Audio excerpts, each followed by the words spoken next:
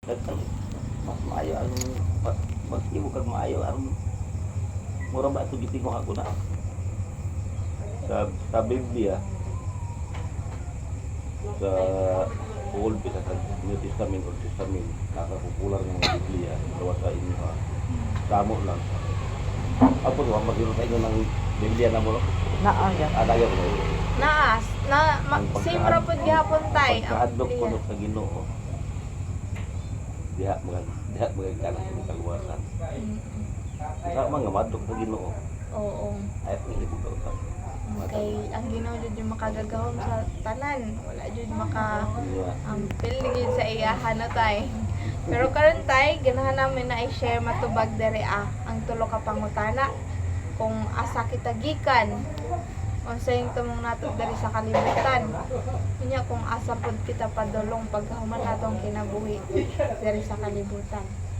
Para sa imo hatay, katong tulo ka pangutana, asa man ka tagikan. Sa pagsagog ato siguro ang pagkakaroon wa mag-hero sa atong gikan nga pagkatao Kristohano na yun ngayon pagkatao mga kalimutan mga tao Kana tay. Pero karon malipayon mi tayo mag-share na kung asa gyud tagikan. No. Diri tay sa pangutana kung asa kita gikan. Kabalo nato tanan nagikan kita sa presensya ni langit ng Amahan. No na didto kauban nato siya. Na didto kita matawag na espirituhanong anak niya dito. Pero unsa man tong kalibutan ginikana na to. Unsa man to tay? sa kalibutan atong gikanan atong ang katong gikanan Kanang ginikana na to. Murag asa ning Bisaya, murag Gigikanan o pinanggalingan nato nga lugar. gikanan dili ginikanan gigika Parents na himong parents. Ngayon, parents. Gigikanan? Lisod kayo. Oo. gikanan Gigikanan. asa kagikan Oo, sa man gigikan. O sa nga kalibutan ang tawag dito tay. Sa Sa- presensya ni langit ng Amahan. pala buto kalibutan sa mga espirituhan mo mga bahin mo kita espirituhan mo sa anak ka makaanak o gikan ka man sa dinis ka doon sa kalibutan tawhan man ta din ikon Tawag na kita dere pero dito tay ang gitawag na kalibutan sa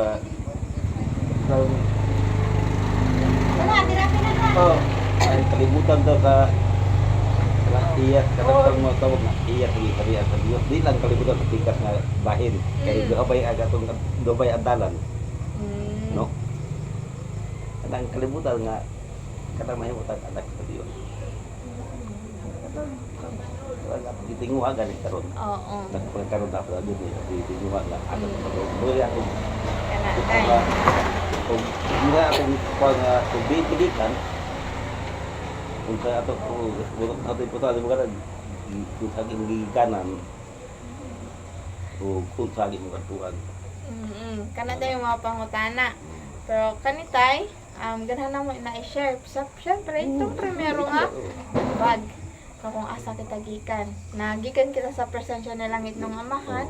O ang tawag sa katong lugar, ginatawag siya sa English nga premortal life.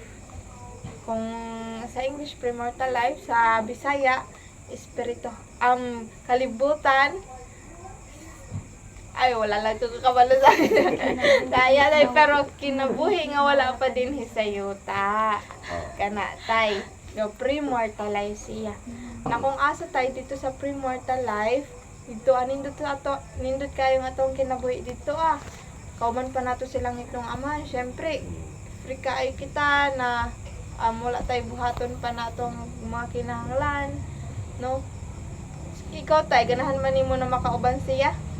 Simple. Siyempre. Pag ako po tay. No. So, ganahan ako tay makabalik dito. Pero usaon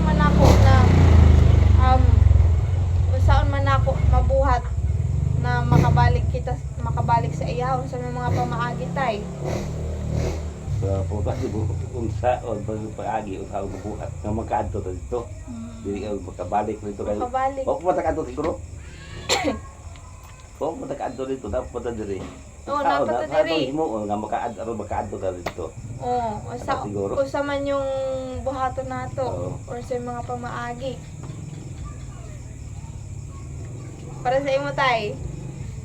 Sa ako kabahin, sa inyo, amo sa inyo, sa ako lang kabahin. Magbuhat ng batarong. Sakto man tay. Ang tawag, musunod doon sa ang gisulti sa Ginoo. Kana Kaya tay. ang Biblia, kung magtingo kag matarong, niya, wala yung supak. Ay no, di bang yung nga, hindi perfect ang tao. Kaya mo pag yung kuhan. So, at least nga, nang dili lang, pagdaw kang ipyat na dili, himuon nga sayop. Oo. Ipyat lang ba? Lang medyo sa papandadulas lang. Kana tay. Na dili jud perfecto ang tao. Hindi perfecto. Pero, bisa ang tao di perfecto, pero naning kamot ang isa. Aning kamo na may mong perfecto Kamot tay. Naning kamot Na kana tay na ay hakita makaadto diri sa kalibutan na ay giingon na ang Ginoo sa atuha na ay hakita ipadala niya diri ka ila siya sa atuha, kabalo siya sa atuha, no kabalo siya kung unsa yung atuhang mga kahuyang ano sa kay diri sa kalibutan kapaluman kita sa tao makabuhat yun kitang mga sala maingon ana. Pero syempre kinahanglan kita mag-agi sa nang maghinulsol kita sa ato mga sala. Usa din na. Pero Hinulsol. ang usaw man nato nakuha na tay nahigayon na makahinulsol kita aron mawala ato ang mga sala. Pinaalit yung mga pag-ampo. Ampo lang yun. Pag-ampo. Pero So, kani mahimo. adto tay wala may pag-ampo. Oo. Unsa ngano man nagkanakit ang higayon na makapag-ampo kita sa iyaha kang kinsa man kita nakakaton mag-ampo. Ginoo. Ginoo. Ang Ginoong Jesucristo. So Kristo sakto tay. No na ay hakita mo anhi diri sa kalibutan no naghatag ng nagpili kita na atohang mangluluwas na si Hesukristo. Yeah. Mao na tay nang nagpili kay Hesukristo na mahimo natong manluluwas no kita nagkanang higayon na mabuhi diri sa kalibutan. Pero syempre kung kita nabuhi diri sa kalibutan dili kita mahimong perpekto. Kinahanglan nay magtabang sa atuha na mahimo kitang perpekto. Pinaagi kang Hesukristo sa iyahang pag-ula. Kana tay no na si Hesukristo yung nahimong maluluwas nato mao na nagkanakit ang higay na mabuhi diri sa kalibutan na makadawat kita og regalo na makapaghinulsol kita sa atong mga sala na kung asa dito pinaagi dito makita jud nato kung sa yung purpose nato diri sa kalibutan. Pero para sa imo hatay unsa man yung purpose nato diri sa kalibutan? Nani ra gud. Magkinabuhi nga anay. Karantong sabi tawong tuldo manamay ikasama-saway ang tao pero wa di mo mahimo niya. Nahimo nga di ko di sala.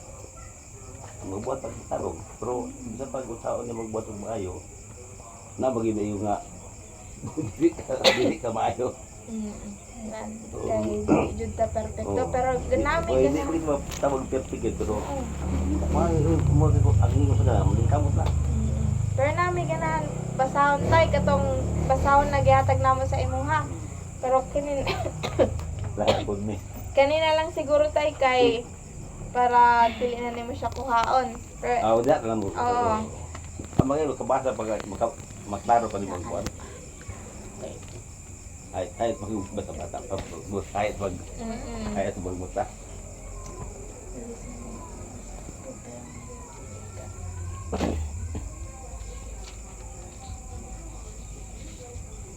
sige tay. Sige, basahon siya ni Sister Tangonan. Sige tay. 32. Sige tayo. Nga diri sa Alma 34 verse 32 na kay tan-awa kini nga kinabuhi mao ang panahon alang sa mga tawo sa sa pagpangandam sa pagsugat sugat sa Ginoo Tagpo. sugad sa Dios o tan-awa ang adlaw niini nga kinabuhi mao ang adlaw alang sa mga tawo sa paghimo sa ilang mga buluhaton. Sa nabasa na ko tayo sa naganahan nimo. Sugat like meat. Sugat so nagmeet na. Unsay sino ang mga arba kamit mo ang Ginoo. Imo sa mga buluhaton. Unsa ka buluhaton? Sa kabuluhaton Unsa tayo. ka buluhaton nga imo mo arba kamit mo ang Ginoo. Sa tayo. Auto.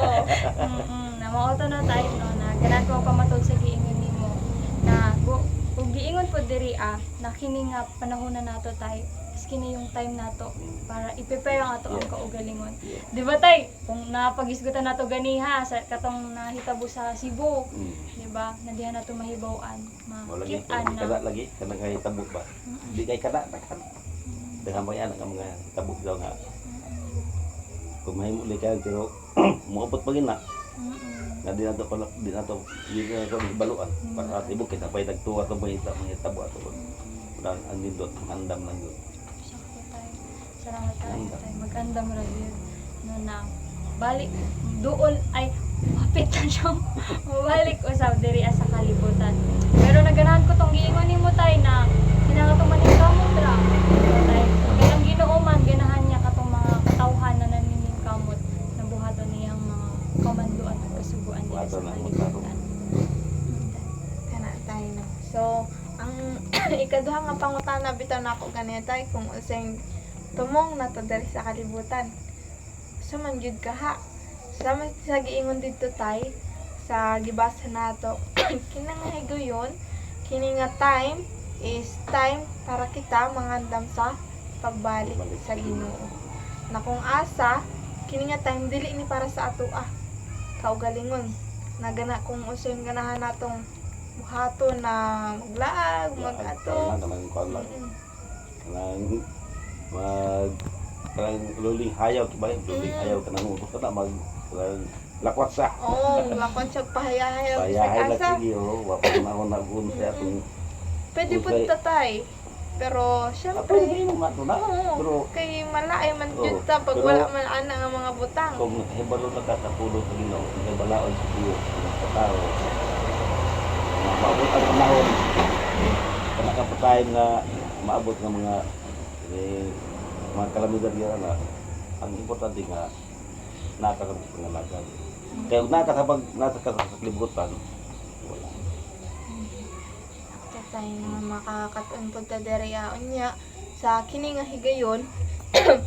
Pwede tabuhaton yung mga ganahan nato, pero gihapon kinahanglan isentro nato si Jesucristo sa tong kinabuhi. Dili patay pwede bato ang pagpunta ang ganahan nato. Kaya magkabuhat ang di maayo. Oh, sakto tay. Ato mo tanaw nga ang atong mabuhat kanang dili upat sa balaod sa Ginoo. Kanang maayo ba? Walay uban pa walang masagasaan, walang Sakto masagasaan. tay ang anak ing ana jud. Wala ang gabyar nga tao. Ana jud tay no. Sama sa katon nahisugutan nato ganiha sa Cebu. No, pero nagapamatuod kami tay na naay pamaagi na gihatag sa ato ang Ginoo. Sama sa gipaghisgutan pod nato nung niagi tay no, primero nga mga anhimi diri na nagpadala siya og propeta karon diri sa kalibutan aron na magihan kita na makabalo kita kung unsa yung buhaton nato na kana tay dili jud ta pasagdan sa Ginoo no bisan